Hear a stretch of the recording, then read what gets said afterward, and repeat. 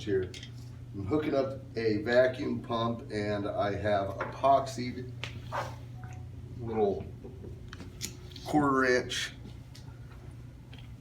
service valve on to the top of this mason jar, and so we're going to see if we can force this water to boil at room temperature.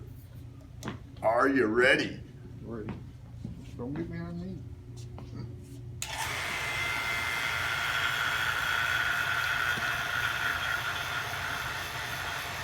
Look at there. Look at it. We bought it. We bought it. I hadn't changed the temperature much. Now, what's this doing to the vacuum pump? Oh, it's definitely taking moisture out, and we're ruining our vacuum pump oil. We will definitely want to change it after this. So, who can tell me why the water is boiling?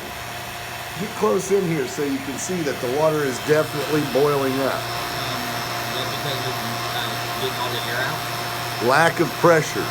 We pulled the 15 PSI out from under it. We got it even in a vacuum. So now the water is wanting to expand out to take up this space. And so I was expecting that it would, well, it is dropping our temperature some because it's wanting to take some heat to boil. But I'd call this a successful.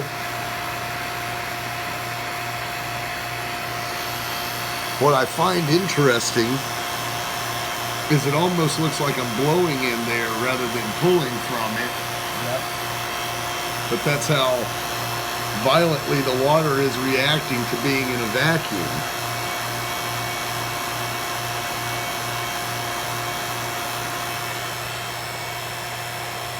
Our temperature is continuing to fall a little bit.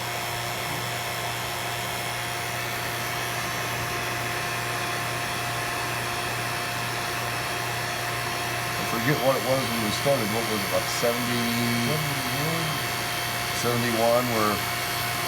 We're almost down to 68.